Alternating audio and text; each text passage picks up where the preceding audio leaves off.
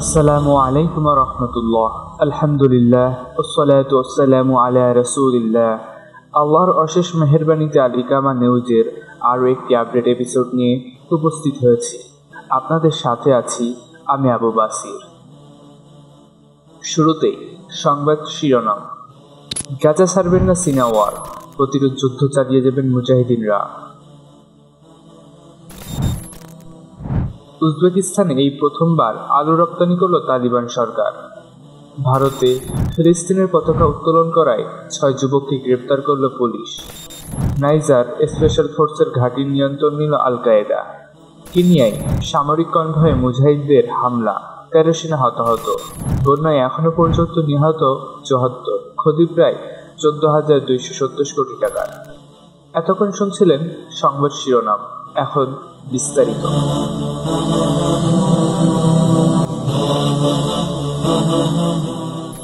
প্রথমেই ফিলিস্তিনের সংবাদ। হামাসের অন্যতম রাজনৈতিক নেতা ওসামা হামদান বলেছেন যে গাজায় 11 মাসেরও বেশি সময় ধরে চলা যুদ্ধে ক্ষতির সম্মুখীন হওয়া সত্ত্বেও ইসরায়েলের বিরুদ্ধে লড়াই চালিয়ে যাওয়ার জন্য হামাসের যথেষ্ট শক্তি এবং উপকরণ রয়েছে।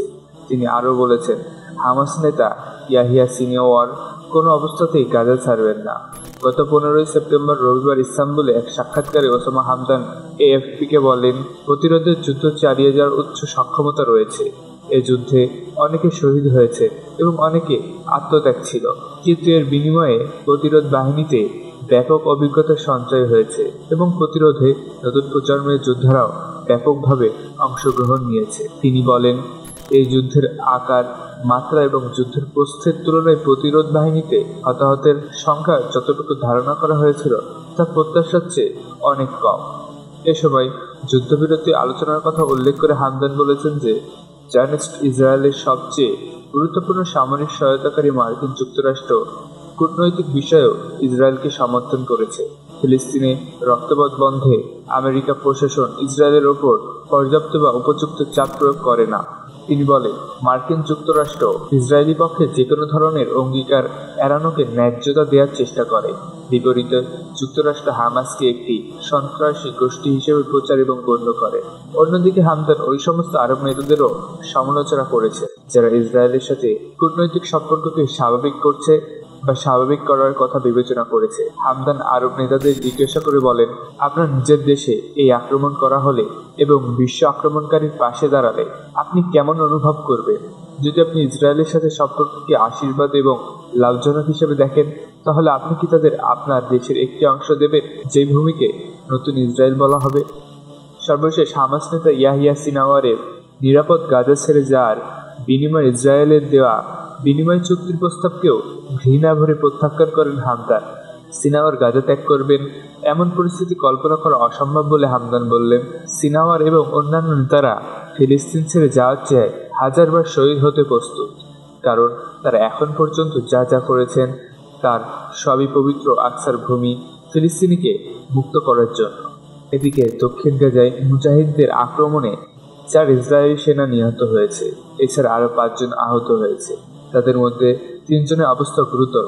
18 সেপ্টেম্বর বুধবার ইসরায়েলের সামরিক বাহিনী এক বিবৃতিতে এই তথ্য স্বীকার করেছে। দখলদার বাহিনী জানিয়েছে, রাফায় সংঘর্ষে 4 সন্ত্রাসী ইসরায়েলি সেনা নিহত হয়েছে। তাদের মধ্যে 3 জন লিভার্টি ব্রিগেডের শেখ ব্যাটালিয়ন সদস্য। 4র্থ জন ছিল একজন নারী সৈনিক। সে 401তম আর্মড ব্রিগেডের 52তম ব্যাটালিয়নে কর্মরত ছিল। নাইম হলো প্রথম মহিলা সৈনিক যে গাজা উপত্যকায় স্থল অভিযানের সময় নিহত হল। পৃথকভাবে সন্ত্রাসী সেনাবাহিনী জানিয়েছে, মঙ্গলবার রাফায় রকেট চালিত গ্রেনেডের গুলিতে আরও 1 সেনা গুরুতর আহত হয়েছে। 7 অক্টোবর 2023-এ গাজা যুদ্ধ শুরু হওয়ার পর থেকে অন্তত 713 জন সেনা নিহত হয়েছে। এখন শুনবেন নাইজারের সংবাদ। সালেহ আঞ্চলিক নাইজারের টিলাবেরি রাজ্যে দেশটির স্পেশাল ফোর্সের সামরিক ঘাঁটিতে হামলা চালিয়েছে মুজাহিদগণ। এতে গুরুত্বপূর্ণ সেনা কর্মকর্তা সহ অন্তত 27 সৈন্য নিহত হয়েছে বলে জানা গেছে। গত 15 সেপ্টেম্বর রবিবার বিকাল 5:30 সময় নাইজারের টিলাবেরি রাজ্যে বড় ধরনের একটি সামরিক অপারেশন চালিয়েছেন জেএনআইএম এর মুজাহিদিন। অভিযানটি রাজধানী নিয়ামি থেকে কিলোমিটার দূরের টোরোডি এলাকায় অবস্থিত গুরুত্বপূর্ণ একটি সামরিক ঘাঁটি লক্ষ্য করে চালানো হয়েছে। হামলার সময় ঘাঁটিতে অবস্থান করছিল দেশটির তাহুয়া নামক স্পেশাল ফোর্সের 130 জন সদস্য। সূত্র মতে, স্পেশাল ফোর্সের এই ঘাঁটিতে মুজাহিদিনগণ অপারেশন চালানোর সুবিধার্থে আগের দিন টোরডি এলাকার সেনাঘাঁটির আশেপাশে টেলিফোনে যোগাযোগ নেটওয়ার্ক কেটে ফেলেন। এরপর বিকালবেলায় ঘাঁটিতে অতর্কিত আক্রমণ চালান মুজাহিদিনগণ। এই সময় বাহির থেকে সহায়তা চেয়ে যোগাযোগ করতে ব্যর্থ হয় ঘাঁটিতে আটকা পড়া সেনা সদস্যরা। ফলশ্রুতিতে ঘাঁটির থাকা তাহুয়া ফোর্সের মিশন প্রধান এবং তার ডেপুটি সহ অসংখ্য সৈন্য নিহত হয়, যাদের মধ্যে 27 সেনার মৃতদেহ পরের দিন ঘাঁটির আশেপাশে ছড়িয়ে ছিটিয়ে পড়ে থাকা অবস্থায় পাওয়া যায়।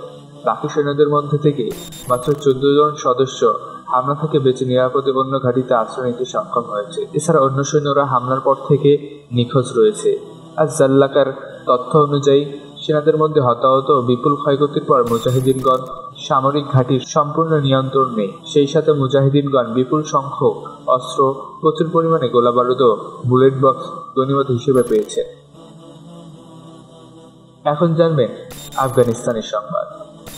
ক্ষমতা গ্রহণের পর থেকে একাধিক দেশীয় পণ্য বিশ্বের বিভিন্ন দেশে রপ্তানির সূচনা করে চলেছে ইমারাতে ইসলামিয়া সরকার। সেই ধারাবাহিকতায় সম্প্রতি বালখ প্রদেশ থেকে প্রথমবারের মতো উজবেকিস্তানে আলু রপ্তানি করেছে আফগান ব্যবসায়ীগণ। প্রদেশটির শিল্প বাণিজ্য বিভাগের দেওয়া তথ্য অনুযায়ী এই চালানে 250 টন আলু রপ্তানি করা হয়েছে। আফগান বাণিজ্য খাতে এটি উল্লেখযোগ্য মাইল ফলক বলে বিবেচনা করেছেন সরকারের সংশ্লিষ্ট বিভাগ।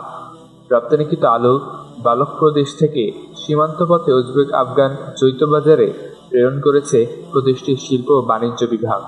উক্ত বিভাগের প্রাদেশিক প্রধান কারি আমির মোহাম্মদ মুত্তাকি হাফিজাহুল্লাহ বলেন, এই রপ্তানি ফলে দেশীয় ব্যবসায়ীদের মধ্যে উৎসাহ বৃদ্ধি পেয়েছে। একই সাথে আফগান উজবেকিস্তান বাণিজ্যিক সম্পর্কে ইতিবাচক প্রভাব তৈরি করেছে। আলু ছাড়াও একাধিক পণ্য উজবেকিস্তানে রপ্তানি করে থাকে তালেবান প্রশাসন। এর মধ্যে উল্লেখযোগ্য হল তাজা ও শুকনো ফল, জাফরান, সুগন্ধি মশলা ও প্রেসার কুকার। অন্যদিকে আফগানিস্তানের কান্দাহার প্রদেশের ইসলামিক পুলিশ প্রশিক্ষণ কেন্দ্র থেকে সম্প্রতি 480 জন পুলিশ কর্মকর্তা সফলভাবে তাদের প্রশিক্ষণ সম্পন্ন করেছে। তাদেরকে সংবর্ধনা প্রদান উপলক্ষে একটি মনোজ্ঞ অনুষ্ঠান আয়োজন করেছে ইমারাতে ইসলামিয়ার স্বরাষ্ট্র মন্ত্রণালয়। উক্ত অনুষ্ঠানকে তাৎপর্যমণ্ডিত করতে উপস্থিত ছিলেন ইমারাতে ইসলামিয়া সরকারের সর্বোচ্চ আমির মৌলভী হিবাতুল্লাহ আখুন্দাজি হাফিজাউল্লাহ। অনুষ্ঠানে সদ্য প্রশিক্ষণ সম্পন্নকারী পুলিশ কর্মকর্তাদের নিজ দায়িত্ব কর্তব্য সম্পর্কে প্রয়োজনীয় দিক নির্দেশনা প্রদান করেছেন আমিরুল মুমিনিন। তাদের প্রতি সম্মানিত আমিরের মূল্যবান কয়েকটি নসিহত হল: নাগরিকদের প্রতি সদয় আচরণ, জাতীয় সম্পদের হেফাজত, অহংকার পরিহার, যে কোনো চ্যালেঞ্জকে আল্লাহর পক্ষ থেকে পরীক্ষা হিসেবে বিবেচনা করা ও তার সমাধানে আন্তরিক ভূমিকা পালন করা।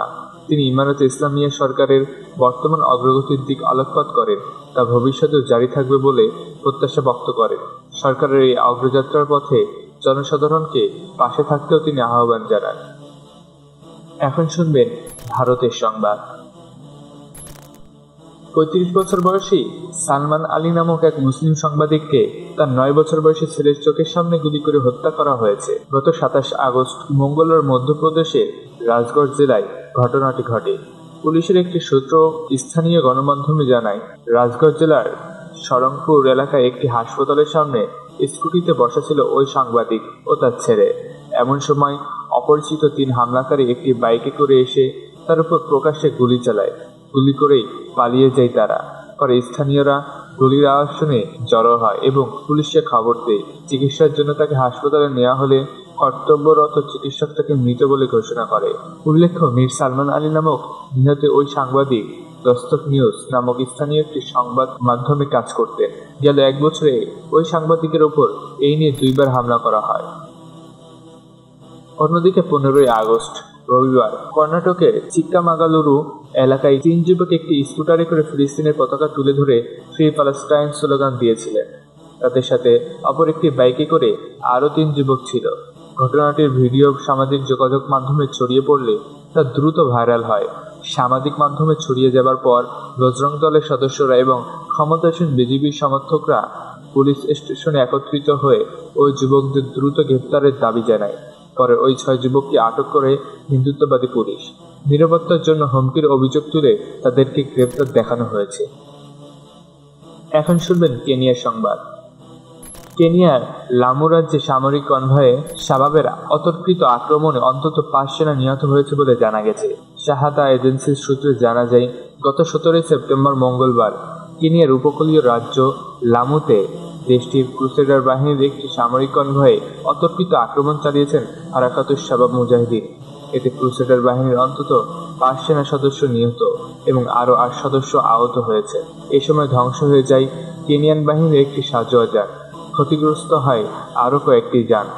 জানা যায়, সামরিক কনভয়টি যখন রাজ্যের কিয়ঙ্গা এবং ইশাকানি শহরের সংযোগকারী সড়ক ধরে এগিয়ে যাচ্ছিল, তখন মুজাহিদিনগণ কনভয়টি লক্ষ্য করে প্রথমে আইইডি বিস্ফোরণ ঘটান। এরপর আক্রমণের জন্য আগে থেকেই প্রস্তুত থাকা মুজাহিদিনগণ কনভয়টিতে অতর্কিত হামলা চালান, আর তাতেই কেনিয়ান বাহিনীতে উক্ত হতাহতের ঘটনা ঘটে। সবশেষে জানাবো বাংলাদেশের সংবাদ। বন্যায় এখন পর্যন্ত নিহত 74, ক্ষতি প্রায় 14,227 কোটি টাকা। দুর্যোগ ব্যবস্থাপনা ও ত্রাণ মন্ত্রণালয় ভয়াবহ বন্যায় দেশের পূর্বাঞ্চলে এখন পর্যন্ত মোট প্রাণহানি ও ক্ষয়ক্ষতির হিসাব তুলে ধরেছে। হিসাবে বলা হয়, ফেনীসহ দেশের পূর্বাঞ্চলের 11টি জেলায় গত আগস্ট মাসের বন্যায় কৃষি, ঘরবাড়ি, রাস্তাঘাট সহ সব মিলিয়ে 14,269 কোটি 68,33,552 টাকার ক্ষতি হয়েছে। 9,42,821 জন মানুষ ক্ষতিগ্রস্ত হয়েছে। ঘরবাড়ি ছেড়ে অন্যত্র আশ্রয় নিয়েছে 45,56,111 জন। ভয়াবহ সেই বন্যায় মোট 74 জনের মৃত্যু হয়েছে, আহত হয়েছে 64 জন। মঙ্গলবার 17 সেপ্টেম্বর সচিবালয়ে এক অনুষ্ঠানে ত্রাণ উপদেষ্টা ফারুকী আজম বন্যায় ক্ষয়ক্ষতির সবশেষ এই হিসাব দেয়। বন্যা কবলিত 11 জেলায় শিক্ষা প্রতিষ্ঠানের ক্ষতির পরিমাণ 32 কোটি টাকা। ভারতের পানি ছেড়ে দেওয়া এবং অতিবৃষ্টির কারণে গত 20 আগস্ট থেকে দেশের বিভিন্ন স্থানে ভয়াবহ বন্যা দেখা যায়। দ্রুতই তা ছড়িয়ে যায় ফেনী, কুমিল্লা, চট্টগ্রাম, খাগড়াছড়ি, নোয়াখালী, মৌলভীবাজার, হবিগঞ্জ, ব্রাহ্মণবাড়িয়া, সিলেট, লক্ষ্মীপুর ও কক্সবাজারে।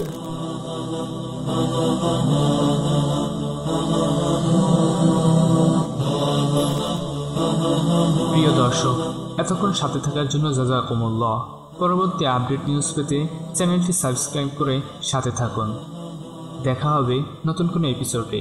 ততক্ষণে চোখ রাখুন আল ইকামা চ্যানেলে।